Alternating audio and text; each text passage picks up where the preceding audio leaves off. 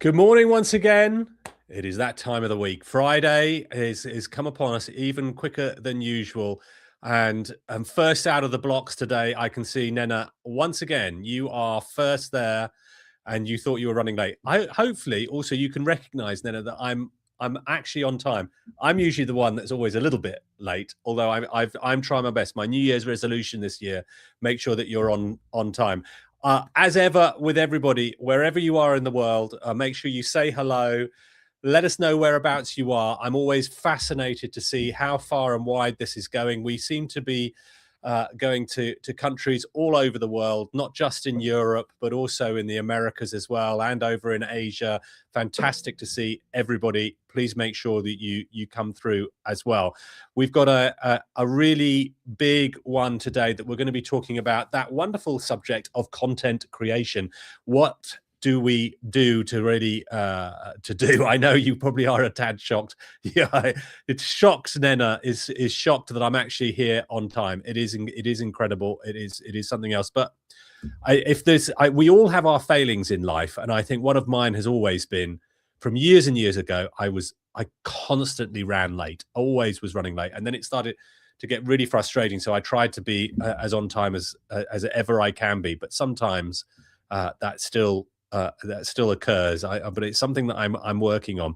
But no, today we are going to be talking about content creation, and not. I know last week we spoke about a commenting strategy on LinkedIn. What can you do to really try and move that forward? This week is going to be all about how to create fantastic content.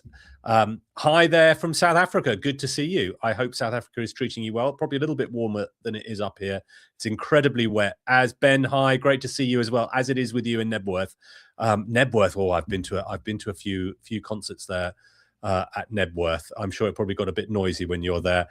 Foxy, you did get here after Nigel. You know, there's no excuse for it, Foxy. You know, I know you might be gainfully employed now, and running your empire bigger and bigger as it's getting each week. But yes, absolutely, that is happening. So it's good to see everybody coming through. Last week we talked a lot about commenting and a commenting strategy. And Nena was probably lucky because she wasn't there last week, but usually I've set challenges, and one of these challenges was to go out there and create more commenting. I would be great to see if you've managed to do that, how you've managed to cope with it, the rest of the group as well. Kate, good to see you. Thanks for coming in. Good to see you again. Hope you're well.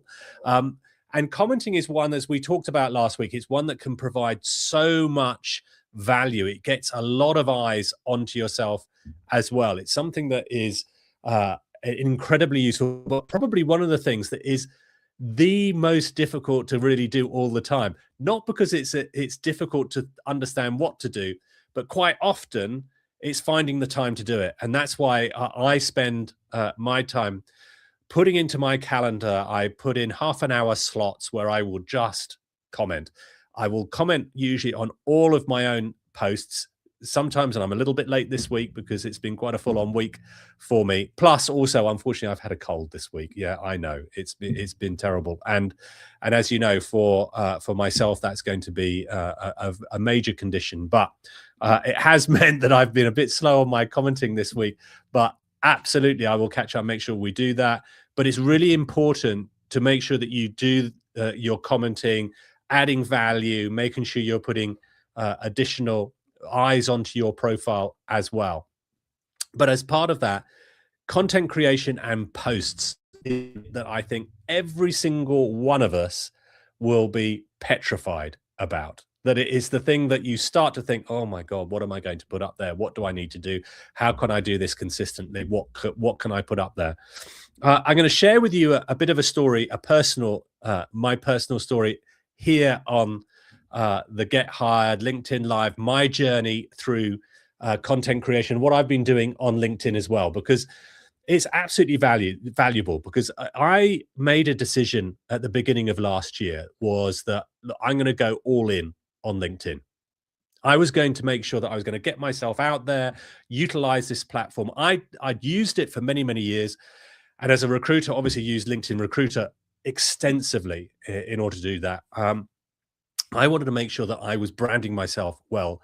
I had seen for myself how the platform had changed, how social media has changed, how the behaviors of people have changed. More and more so, people are using connections, networking, branding in order to make decisions on things, whether it is new clients, new business, or indeed for talent. And it's obviously from my perspective, it was all about talent. So I thought, right, I'm going to go all in on LinkedIn, get myself uncomfortable, and go and start branding myself and start creating it. And you can imagine in January, I was trying to work this all out. Okay, I'm going to start February the 1st is when I'm going to start this. This is when I'm going to really start my journey. And as all of us will probably do, I had that feeling of procrastination, not knowing what to do. Oh, I'm gonna be. It's that sort of, what is it? The phrase paralysis in analysis. I was analyzing everything, and in truth, what it was that I was doing was I was putting off things that was going to make me feel a little bit uncomfortable. Um, is that something that you have all felt, either in the journey that you've been going on with me here on the Get Hired LinkedIn Live, but also just as what you've been doing there? Um, Foxy, I've been rubbish at LinkedIn the last couple of weeks, still trying to maintain it, but it's a lot harder right now. I'm so busy, it's crazy. And that absolutely, when you are in such a load of doing your day-to-day work, it's super difficult to try and find the time to do that. It's really, really problematical. Nena, deer in the headlights moments. Absolutely right. It's exactly what I felt there. I was really unsure. But in truth, what it really goes down to, however much we all are, I think I'm a reasonably extrovert and confident individual that had a lot to sort of put out there, but you still have a bit where you're thinking you're absolutely petrified of what to do and how to go forward with it. So how did I sort of get myself out of that? Well, the first thing I did was just decide, you know what, even if it's going to be absolute rubbish, I'm still going to post it. Clearly, I'm not going to be starting to post things that are massively controversial, that I'm not sure what it is that I'm going to do. I'm going to get myself into trouble. Of course not. I'm not that daft. It's going to be about the things I know, the value that I can give. My expertise is in hiring, in recruiting, in how to find a job, what to do on that side. So that's what I'm going to talk about. And then I started to think, where do I go with it? So I started to create some little pieces of content. Um, I was fortunate that I found, purely by accident, I found Amelia Sordell, that I know some of you follow her as well, go onto her webinars. And I bought her book, which I've got here, the Personal Branding Playbook. I would highly recommend that you get it. That really helped me. That really helped me because it's written in a way that makes it super open, super structured as to how do you approach branding yourself. And that's regardless of what it is. Obviously, for my area, it's just recruiting and hiring and how to find a new job. But it's no matter what area that you're looking in, whatever your expertise is, it's a really good step-by-step playbook of what to do. So 100% you can do that. LinkedIn can be a rabbit hole of clicks. I mean, absolutely, it is there's loads to try and get round and what to do. But for me, I thought, okay, I need to first of all just go through the discomfort to get comfortable, and that's not easy to do. It's not easy to put. None of us like putting ourselves into an uncomfortable position. Ben, I find that I go through a lot of procrastination and have writer's block. Me too. Absolutely. I find that whenever I wrote a book, however it is, 6 odd years ago now, find a job in a pandemic. I wanted to try and give something back to people who were struggling during the COVID lockdowns, losing their jobs, know what to do. So I thought I'll write a book, and I've got some time to do it, so why not do it? Literally, the most difficult bit was starting it, and I probably sat there on a blank page for days doing that. And it's exactly the same thing. And I don't know about you, as soon as I start writing, it's boom, my creativity just suddenly kicks in. I'm just off and going. But I can help you, Ben, also with in this session today. We'll talk about how we can overcome that writer's block. What you can do, things that I do to try and help myself with content. Now, quite often, that procrastination and writer's block is actually just a way um, of the body yourself stopping yourself from going into an uncomfortable position because we're fearful of things. We're fearful of, if I start writing this and I put that up, everyone's going to think I'm stupid. They're going to think I'm odd. They're going to think I'm a show off. All of these thoughts start coming into our head. And that's part of what feeds into this procrastination. And when you're creating all of this, all of this content, that's the one that it can really do for you. Foxy, yes, you've asked the question. The book, it's the Personal Branding Playbook by Amelia Sordell. Absolutely right, it is. I'm sure that we can probably find a link to it. I think, oh well, look, Foxy, you've already done it. Thank you so much. You've given a link. By the way, I have a disclaimer. I'm not receiving any finder's fee or affiliate fee or whatever you want to do it for promoting Amelia's book. I am promoting because I think it's a fab book and it really helped me a lot. You may have seen, I decided I'm not one often to want to try and show off, and it was a bit of a showy off post, but I thought it would be really helpful for everyone to understand the journey that I've gone on. From just like every other person on this call, I was not really using LinkedIn. I was, in terms of branding, I was one of those lurkers. I was probably looking an awful lot, which I used for my professional capacity, but wasn't posting, wasn't really commenting, wasn't really doing anything. But and obviously changed that process in February last year. And I surprised myself. The one real commitment I had for myself was, I'm going to be consistent. I'm going to do it every single day. I'm going to do some content. I'm going to create content. I'm going to put myself out there. I'm going to comment on people's. I'm going to reply to the comments on everything. I'm going to be consistent what I do. And it may not necessarily have been 365 days in a row I did, but it was pretty consistent. So there was, might have been some days I didn't do it. But even during that process, I learned so much through it. And I learned through things that I learned most of what I did through the failures, through the posts that didn't land, from the ones that got no likes, that didn't get any comments, the ones of saying, clearly my audience don't like this, clearly my audience do like that. I didn't fall back at all onto it is the LinkedIn algorithm that is creating the problem for my content. Not at all. I look at it from a point of view that if my content isn't working, it is the fact that the audience don't like it. That if they do like it, then it is going to work, and LinkedIn is going to help me and give me some more, give me more eyeballs on my post, because they know that people are starting to find that interesting. But I don't take that personally. It's part of my learning. I'm not going to be a marketing expert from week one of going on that journey, and none of us will be. So it is a learning process that you do to go through that. But I think key to success in branding yourself on LinkedIn and getting yourself out there is 100% is consistency. Is you're not going to make the perfect post right from the start. It's unless you're really super lucky or super talented, it's not going to happen. But what you will do is that you'll start learning as you go along, and you'll find that your performance will really increase massively. And I put out a post last week to sort of celebrate, look, what I did and what I managed to get through by doing exactly that, and learning from Amelia and her book here, and from going in to see lots of different experts to try and understand what it is, what worked for my audience, to change my profile, optimize it, doing commenting strategies. Then halfway through the year, I thought, right, I'm going to pivot now, because I was fearful about putting my face out there to actually be me out there. I was doing a lot of just text only. I was thinking, oh, when I'm putting pictures up, let's just put any old picture up. It ended up really sort of corporate-y. But I was also determined I got to try and start doing some video. And that was super fearful of trying to get some video done.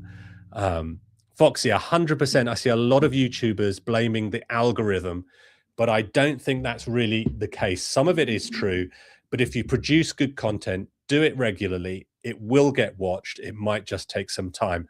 Completely agree. It is so easy, I think, to fall back on the defense of the algorithm is against me. LinkedIn keep changing it. It's penalizing my great stuff.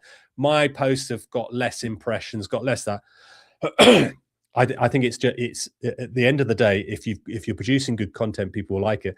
If it isn't, it isn't. It's not. There's not come some big conspiracy there. We all start right from the beginning. In the same way that if you go on a fitness journey and decide I'm going to I'm going to decide to be fit. You know, my New Year's resolution is I'm going to go out there. I'm going to start. I want to run a marathon. You're not going to be able to go out there in the first week and go and run a marathon, a sub 3 hour marathon. It's not going to happen. You're going to have to put the hard yards in. There's going to be some weeks that you're going to perform well. There's going to be some weeks that you're going to be absolutely knackered. Everything's going to hurt. Every muscle is going to hurt. You're going to feel a bit sick and tired. That happens. That's the process. But you get better and you get fitter and healthier by being consistent in your approach. And it's the same thing with your content creation. You know, it's going to take time for you to do that. And what I managed to produce from a standing start, from maybe if I was lucky, I would probably get a couple of hundred impressions on my posts. I managed to achieve at the end of my first year of content creation over 5.5 million impressions. So 5.5 million impressions I managed to get, over 2 million members reached. It was way beyond what I thought was going to happen. So the numbers have really been big. And I've noticed recently, you know, it still continues that trend of doing that. As I start to expand that out to doing different ways of connecting with people, and so there's more video, there's more personal story, more different types, newsletters, etc. So there's lots of different processes that you can do in order to get out there to be seen and actually be successful in that. But absolutely, as I mentioned, that creating video was another area that I found incredibly hard to do. And it's not as if I've not done it before, because I have done, and I have even been trained many years ago in what to do. But I think that almost worked against me, in that I found that I was being really, again, when I was first starting to try to do the video work, I was not being particularly authentic. I think I was being overproduced in what I was trying to do. So I try now just to do it, but I've now got to a point where I just am naturally trying to do what I do. If I want to do a video, I literally just get my phone, I put it in a stand, I work out in my head what it is I want to talk to, and I just talk to camera. That's it. And use CapCut just to pretty it up at the beginning, at the end, and post it. And I don't care if there's a few misspoken words, or I sort of mumble something wrong, or, you know, the message is basically the same. And hopefully people can see that that's just me being authentic. It's me just trying to get out a message of what I want to say and what it is that I want to talk. And above all else, my overriding aim is to provide value to people, to try and help people, to provide content that isn't for me just to be seen. I don't want 5.5 million impressions just for the sake of it. What I want is to try and get my message across, to try and help people find a job, to navigate the most difficult hiring market that probably has ever been, because it's changed so much, to try and provide valuable content for people that's going to make a difference for them.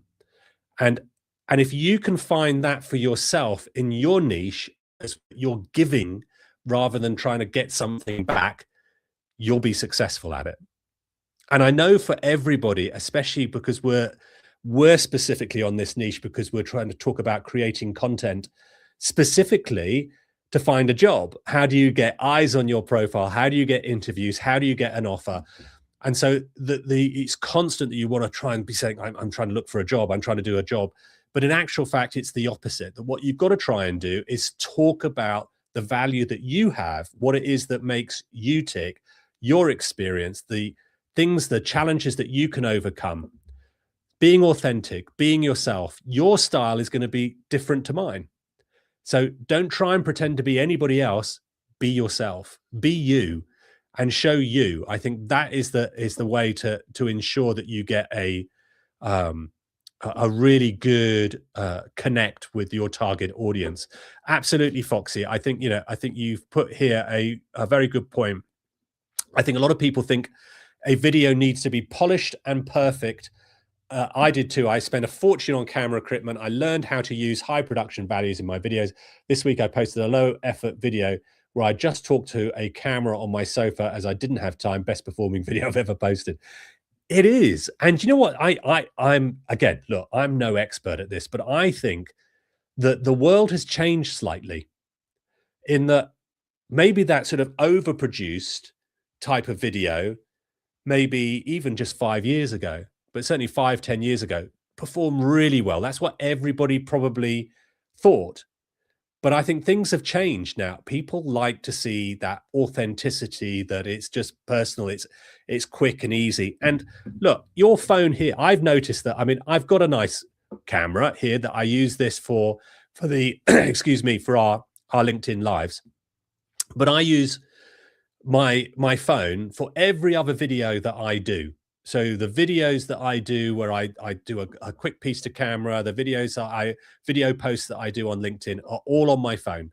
And it is incredible. I might use an external microphone. So I have the little Rode clip-ons that I use. So I use that on there. Works super well. Excuse me. And is definitely worth trying for on that side. But look, absolutely, I think it's really important to get to be as authentic as possible for yourself. But absolutely, I know that for everybody, it's probably the one thing that I think we all probably share, that we're all going to be super nervous about doing that at first. Excuse me, one moment.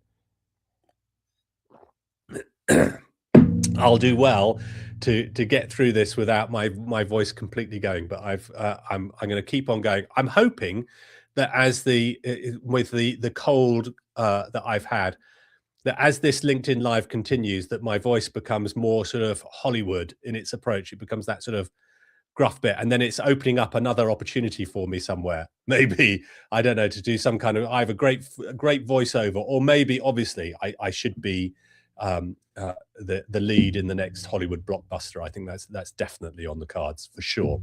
But maybe I might need to produce some more videos that I need to put on LinkedIn in order to produce that. So look, let's talk about the content itself. How do you produce your content? So some of you absolutely do. So I've seen some of you who are on here have produced content a fair amount. Nena as well, I can see, she has committed this year to doing an awful lot of content, consistently approaching that. But some of you perhaps less so. And some of you will probably just do the text only, which is fine. You can do really, really good posts just by text only.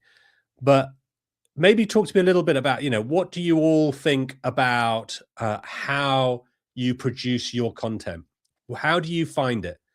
Where do you get the ideas from it that you should do that? Maybe that's something that we should look at, because sometimes in producing the content, what most of us have is that bit of, when we were mentioning earlier about writer's block, that you sort of think, where on earth do I find all of this this material? How am I going to, if I'm going to post consistently, if I post every single day, haven't got enough to say. What can I do? And again, that was me again right at the beginning. I had no clue how I'm going to continue to produce this. It's amazing when you start thinking about it, how easy it is to start thinking of things to say. You absolutely can do that. Foxy, by the way, absolutely. I think I should be the next James Bond. It might be the first bald James Bond. Although, to be fair, I'm not necessarily bald. I just cut my hair incredibly short. Channeling my inner Madonna. Nigel, exactly. I probably am. But where do you find? So Ruth, you talked about your topical content. Absolutely. That's what you need to do. Nena, I think this is absolutely right. Look, Nena's put here, I'm hitting that wall with my content. I know I'm overthinking it. Comparison is the thief of joy. That's a good one. Let's take that purpose there. Let's look and see what we could try and do in order to try and create and find different things to talk about. Absolutely. AI absolutely can help. ChatGPT I use a lot to try and help me plan things. It is my assistant. Treat ChatGPT as if it's your employee. You have somebody working for you that you're asking them. So if you can imagine, James, who helps me here and produces wonderful stuff here. Some of you have met already. He isn't actually AI. James is actually a human being, and but ChatGPT is my AI equivalent of James. I ask ChatGPT to do lots of things for me, like for example, when we're talking about content, give me a list of ideas for. So if I take my example, I'd say, right, I have got ideas in hiring and recruiting. Give me 20 subjects that is being talked about the most across the globe when it comes to hiring in technology companies right now. And then it'll go out and search the whole thing, come out and give me 20 list of 20 things that are happening. I'll then look at that and think, okay, I like this, I don't like this, I like this. And then I'll prompt back to ChatGPT to say, I don't want to hear about redundancies for the sake of argument. I don't want to hear about redundancies. I want you to tell me of the places that are doing where are hiring. What are the companies that are hiring right now? What are the regions? What is the business sectors that are doing it, and why are they doing it? And then it'll suddenly come back and it'll produce another 10 different items of what it is specifically to that I've asked for. Now I've suddenly got something there, and then I'm going to ask ChatGPT, give me some ideas of how I can create posts that relate to that is in the style that I write, and it'll then come through with more information, excuse me, about that. So I'm now starting to get myself an idea of the type of content that I want to produce. Exactly that, Ruth. If something hits the news like Amazon 16,000 layoffs, so you don't even have to use ChatGPT. We get fed this all the time. We see it in the news. We see it on the papers. I quite often will look at something when I'm scrolling on Instagram, Facebook. I see it on TV, and it suddenly pops an idea in my head. I'll immediately write that down and say, right, that's going to be an amazing post. That's something that's really interesting. And all the conversations that I have every day, obviously I'm talking a lot to candidates every single day. I'm talking to hiring managers, to clients, to companies, to people who are managing their career. All of them will give me ideas, everything that's happening. Now, I'm never going to post something that is confidential or confidential conversation, but it prompts an idea in my head and think that's an issue. That's something that's happening that I need to talk about, that we can sort of ask that. And that's when it starts to create all of these different ideas in terms of what it is. If I run out of original ideas, I've started to comment more, and maybe from there, it generates something that I can post about. 100%. Commenting is an amazing source of ideas for you. So you can comment more. And as you know, I'm a massive advocate of commenting strategy on LinkedIn, but also read through what other people are commenting, read through what other people's posts are. If you see a post on LinkedIn and think, look, that sounds interesting, then there's nothing wrong with you then deciding, I'm going to write my own thing on the same subject. And especially if you see a post that's out there that's in your niche, is in your area, that is getting a lot of traction, that people are commenting about, you can comment on there. So you first of all got yourself onto that, but then also write your own piece. And it's absolutely okay to say, I read this particular article from someone. You can tag them in it, say, this is the person I saw, was really fascinated with it. This is what I think. I think what you should be doing is X, Y, Z. This is my view. This is how I used to do it. This is how we solve this problem. There you go. It's an automatically do that. Or you can repost if you want. If you're not comfortable just rewriting something for yourself, repost it and say, here's some amazing information. I really love this article. And then start talking about why it is that you like that article. Foxy.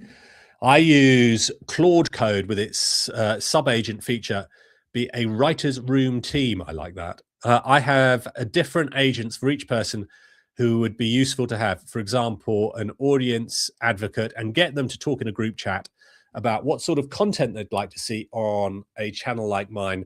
it comes up with some amazing ideas. I love that. I think that's amazing. In fact, I like the writers' room team that you've created as well. And each of these AI tools can do all of this. It's the easiest time ever to find and create content. The easiest time. Be warned, though, of course, the absolute thing that you make sure that you don't do is you don't ask ChatGPT to write the article for you and you cut and paste it and shove it right in there. That is 100% don't do that. So there's nothing wrong with asking ChatGPT or Claude or whoever to write your post for you, but you need to take that out and edit it, and you need to put it in your words. You need to put it in your language, in your style. You need to add to that. You need to take away all of those AI types of things like the hyphens and the grammar it's done in, the style it's done in, the Americanisms. If you're not American, if you don't use that kind of language, don't cut and paste it. So you do need to run on that as well. Is Nigel using a guitar as a table? Am I making a lot of noise? Is it going? Am I getting a strange noise again? Or it might just be my bracelets banging on there. I have these here like that, and they often can do. So maybe I'm making a bit of noise from that one as well. But if there is some strange feedback, or it could just be my voice, that we might just do that. Maybe it's my croaky voice that's coming through even more so than it normally does. So look, once you've then started to create that, putting that up there is the most important thing. I know Amelia Sordell says it in her own inimitable way about you've just got to go and post it. I'm not going to say it because it's not me, but you've got to just post it. Just put it there. I quite often, in my head, I will often just do it where I've written it and I think, yeah, and I'll check it. I obviously I go through it and I reread it again before I post, and then I just, yep, boom, click, post, go, done.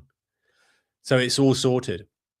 The next bit that I would say that is going to help you a lot is use LinkedIn's scheduling tool to produce your posts. So if you're doing it every single day, one by one, it can be very onerous. It can take a lot of your time to do it, unless you become really super efficient and super good at doing it. I think it's really important to use the scheduler, put it as much forward as you can do. If you can do a week in advance, that's great. If you can do a month in advance, that's great. Or if you just do a selection of them, 100% use the scheduler. It makes life a hell of a lot easier to do. I always ask ChatGPT to tweak the post so that it's not written by AI, and then put the post in my words or East London speak. Exactly right. And I think and that's the really important thing. It needs to be you. It needs to be the authentically you. The way that you speak is going to work well, which sort of reflects back to when we talk about video, that when you're doing video content, it's going back. Don't feel like you have to be super professional, that you've got to have all the lights, you've got to have your little get hired electrified sign behind you. You don't need any of it. You don't need any of it at all. You can just get next to a wall, next to anything, go outside, get your phone out, just record it, and it will do it. I've done plenty of videos where I've just been in the car and done it, and just done a very quick piece to camera. But I can't stress enough that even though I now find that really easy, when I first started, I found that incredibly frightening. I really did. It was like, oh my God, it was like your worst nightmare suddenly happening, that I'm, in front of 1,000 people and having to speak to them, and I've got nothing, I don't know what to say. But it's amazing how quickly you overcome that, in the same way that you overcome that that fear right at the beginning. You do the same thing when it comes to video as well. So it was suggested LinkedIn Scheduler affects your algorithm. I don't think it does. I've not discovered that. I can only speak. At the end of the day, to be clear, there's plenty of people who will talk about LinkedIn's algorithm. So experts, unless they are working in the LinkedIn team itself, they won't know what's on that algorithm because LinkedIn do not have it open. It's not open sourced. We don't know what's in it. We don't know what it looks at. We can have a best guess on it as to what it is. I can tell you from my experience that I can get hundreds of thousands of views from posts that I've scheduled. It won't make any difference to it at all. What about warming up LinkedIn activity algorithm prior to a post? Again, I don't know whether it will do that, but I think it's absolutely good practice, and it helps you to get more commenting done, to do some commenting before you post and do some commenting after you post. Absolutely. Whether or not that helps the algorithm do it, it may or may not. Um, my view is fairly sort of extreme when it comes to the algorithm. I don't care about it at all. I literally, I I don't even think about it. I don't even worry. I don't think there's been any time in the last 6 months that I've ever thought about a post, a comment, or what I should do, worrying about the LinkedIn algorithm. I absolutely, excuse me, fed into that right at the beginning of my journey, where I was worrying about the algorithm. I should do this, I should do that. It's completely out of my control, out of your control. You have no control over that algorithm because nobody knows what it is. It is a secret in LinkedIn. So ignore it. Concentrate on what you can control, and what you can control is the quality of your content. If you produce good quality content, and by quality I mean content that your audience likes, that your audience wants to look at, that they want to consume, that they want to read, they want to watch. If you're producing that, fantastic. Do not worry about the impressions, because if you have your target audience, then 200 impressions with your target audience is better than 100,000 impressions with an audience that has absolutely nothing to do with you at all. So it is a vanity matrix in terms of impression, but 100% do it for you, that you're producing great content that is going to help your audience. That's what you're looking to try and do. Remember as well, algorithm equals bad is a content goldmine. People will fabricate or exaggerate stuff like this as it's a black box and good rage bait. I mean, 100% it is. I'm pretty sure that all of us could probably produce a post. Maybe that should be a challenge, just as a bit of a laugh, that you all produce a post this week. Comment is produce a post, a piece of content talking about LinkedIn's algorithm. Make it something like the algorithm is just, LinkedIn's algorithm is deliberately stopping content going through. Make it really controversial. I'll bet you anything you like. It'll be the best post you've ever done, because absolutely it's rage baity. People want to click to it. People want to go for it. It is, but stay focused on what you want to do, and I think that's really, really important. There are plenty of people on there who absolutely create content which is designed to just hook people in, to rage bait, to clickbait type of stuff. And yes, it can be quite interesting now and again, but at the end of the day, that's good for them. What we're here to do is to try and get um, valuable eyes on your profile. What I'm trying to help people is, how do you get people to look onto your profile so that they can engage with you, they can bring you through to an interview, and then you get to the interview and you can find yourself a really fantastic job. That's what my job is here, to try and do that. And so for me, I look at it just purely, really quite blinkered of, I'm producing content that I think is going to be valuable and useful for people, that people are going to be interested in, that they are talking about, that I can discuss, that adds help, that helps people. I'm not asking for anything in return for it. I think it's important, super important to give. Gary Vaynerchuk talks about this with his jab right hook book. It's the point of, look, give the whole time before you ever ask for something back. And I think that's a really great principle to do, and it's one of, that's how you can be super successful in branding and creating content and what you need to do.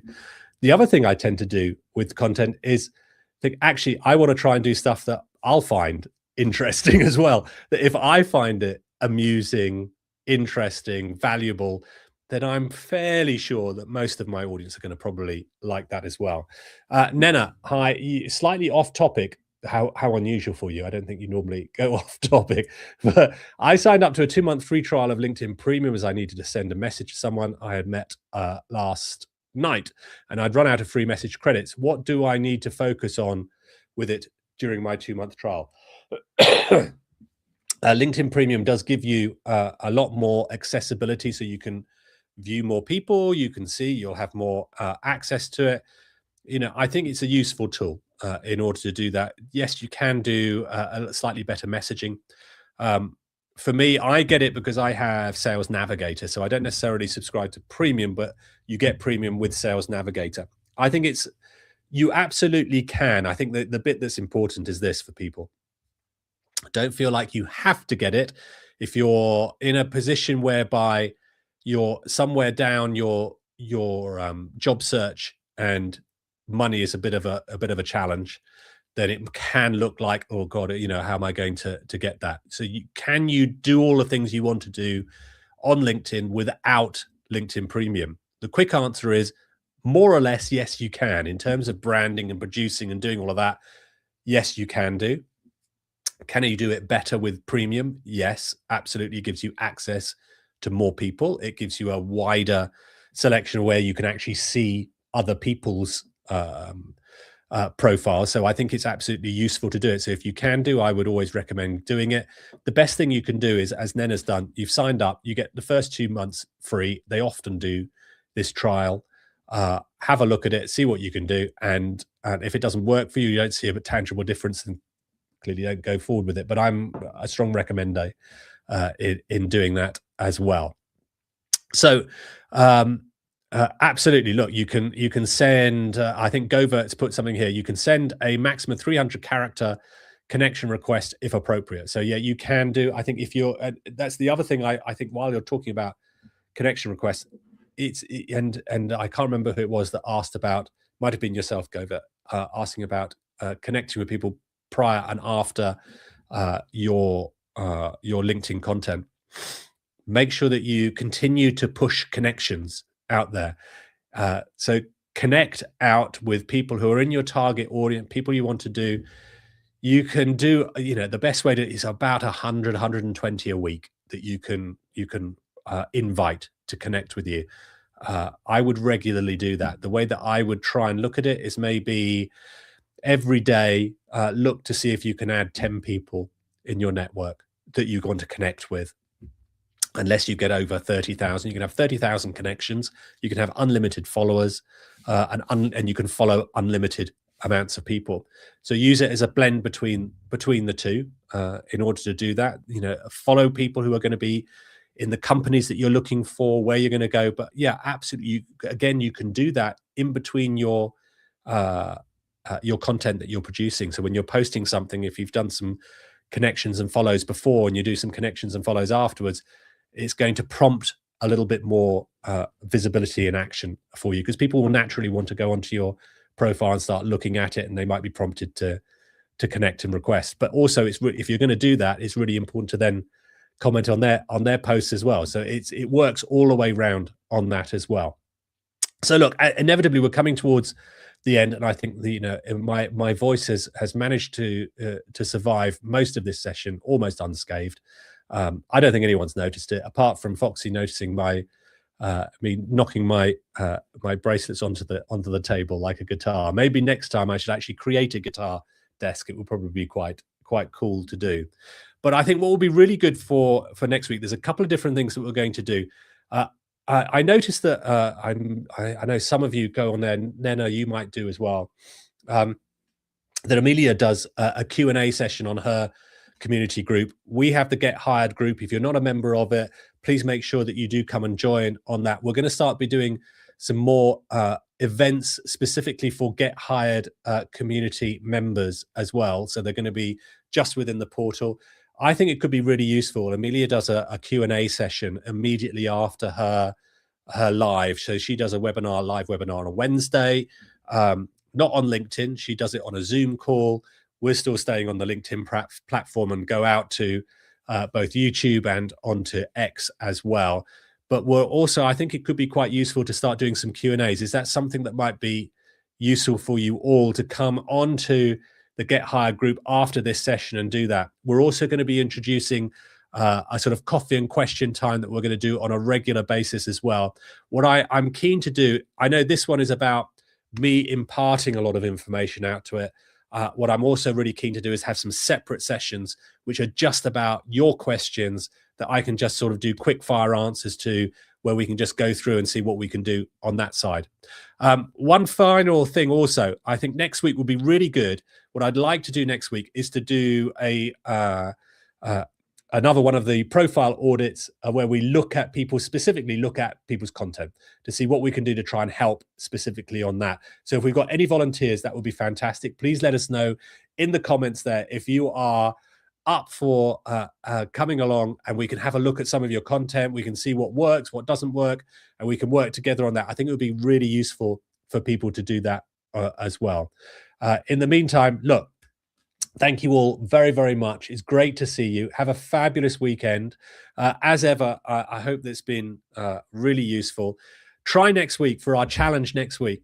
Produce some content. Try and see where maybe you can schedule some. And also make sure you do it at the weekend. We haven't really spoken about it before, but you will hear a lot that people say, oh, there's no point in doing it at the weekend. It doesn't really happen.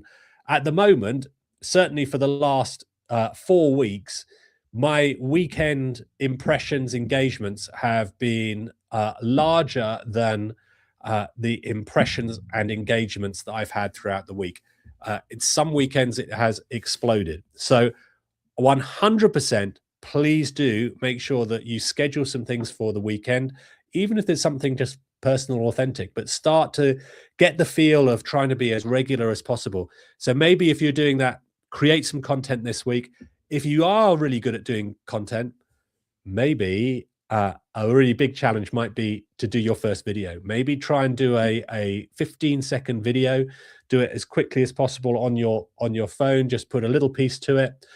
If you don't have it, use CapCut. It's simple, really cheap, easy to use. That's the quickest and easiest app that you can use to really help do your video content. As ever, thank you so much. It's been great seeing you. Enjoy your weekend, and I will catch you next week. Have a great one. Cheers, everybody.